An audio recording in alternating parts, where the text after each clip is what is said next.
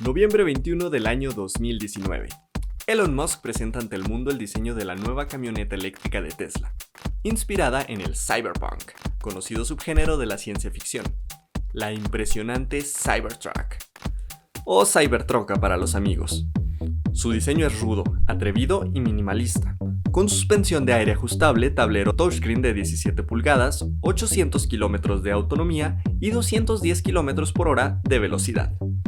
Además de un exoesqueleto, por qué decirle chasis ya es tan del 2018, fabricado con acero inoxidable, lo que hace este auto prácticamente indestructible, sobre todo por su vidrio blindado a prueba de...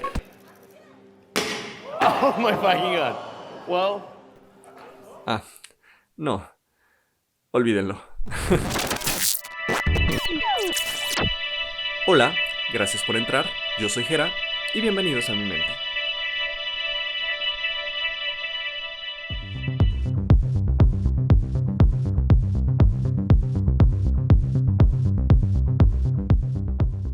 Pues sí, a Elon Musk no le fue tan bien en la presentación de su nueva camioneta, pero pasemos por alto ese detalle por un momento para poder concentrarnos en lo importante.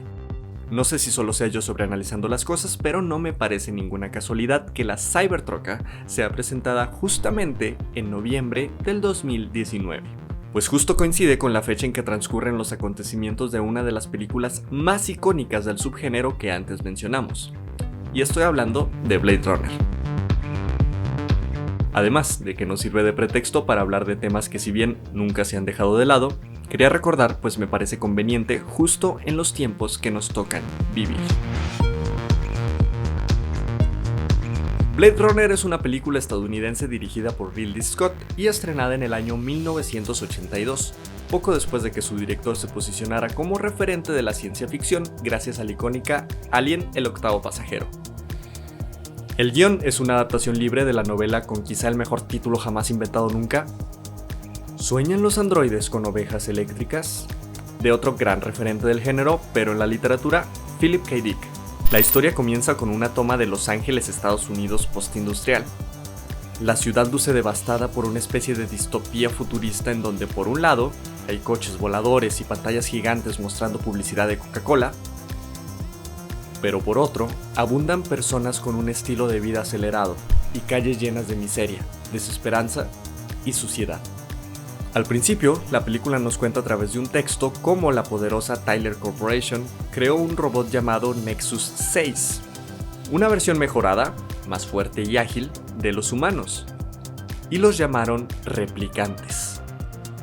Ellos trabajaban como esclavos en las colonias exteriores de la Tierra hasta que, como es obvio cuando juntas inteligencia artificial y esclavitud, un equipo de Nexus 6 decidió organizar una rebelión que solo consiguió que los replicantes fueran desterrados, por lo que se instauraron grupos especiales de policías llamados Blade Runners. Ellos tenían la tarea de asesinar, o bueno, retirar, gracias a los eufemismos que patrocina la burocracia gubernamental, a todos los replicantes que quedaban.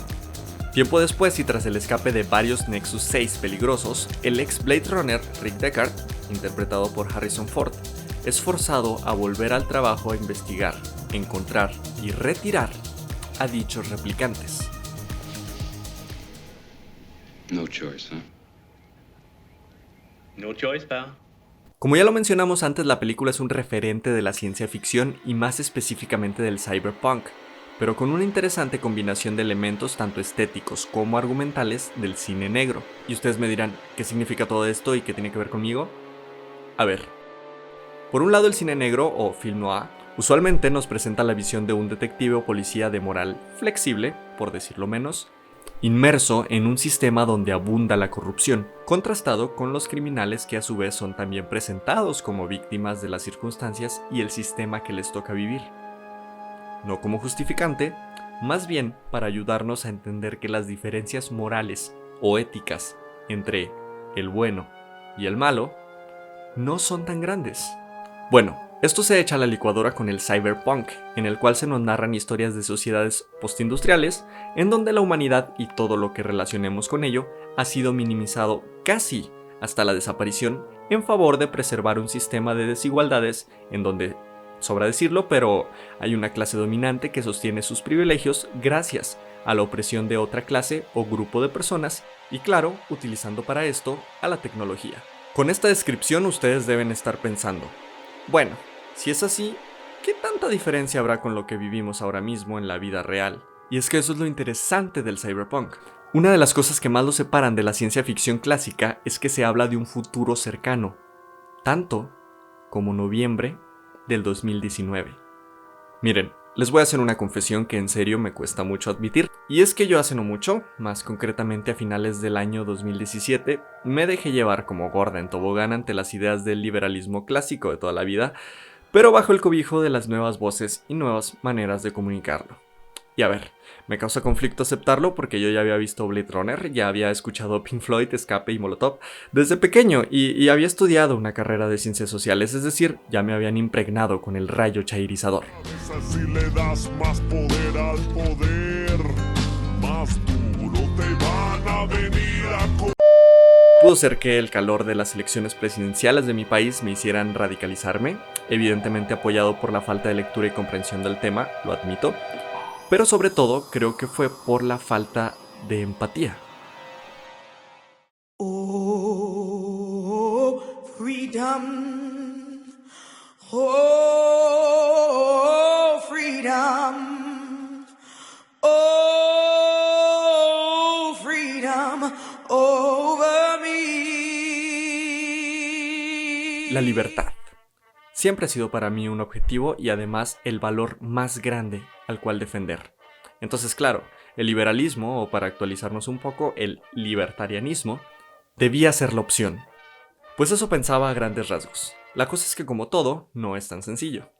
Y miren, realmente no me arrepiento porque me hizo conocer visiones e ideas que de hecho todavía comparto, pero con el tiempo me he dado cuenta de cosas que cambian completamente el panorama. Les explico. El liberalismo clásico tiene como doctrina la libertad del individuo por encima de cualquier ente colectivo. Es decir, que las personas tengamos la libertad de hacer lo que nos dé la gana, sin un estado o gobierno o iglesia que nos frene.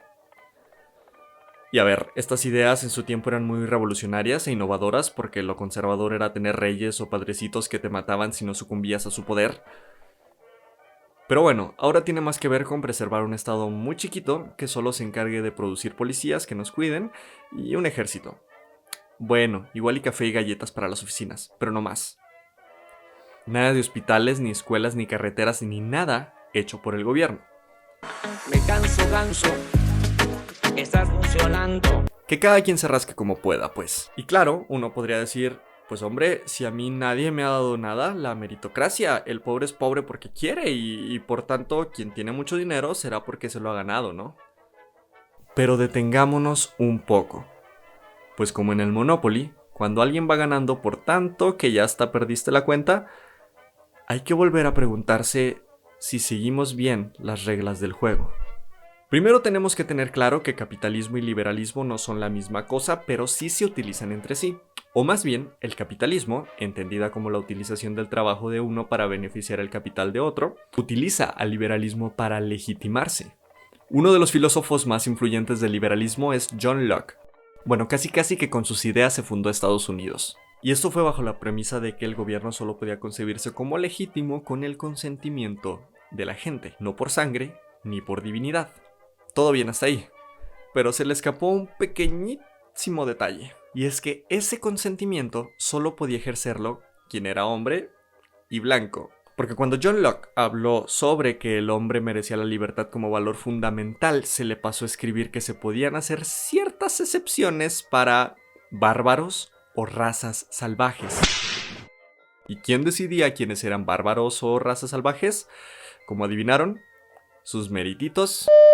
Entonces, a la vez que se fundó un país bajo las ideas de la libertad, se llevaban esclavos negros que hacían el trabajo duro. Lo cual no es muy diferente al liberalismo de hoy, por decirlo de alguna manera. Todos merecemos libertad, a menos que seas mujer, inmigrante, manifestante, joven, trans o bien, en el caso de Blade Runner, replicante. Es ahí donde el liberalismo deja de defender, pues eso, la libertad, y defiende más bien al capital.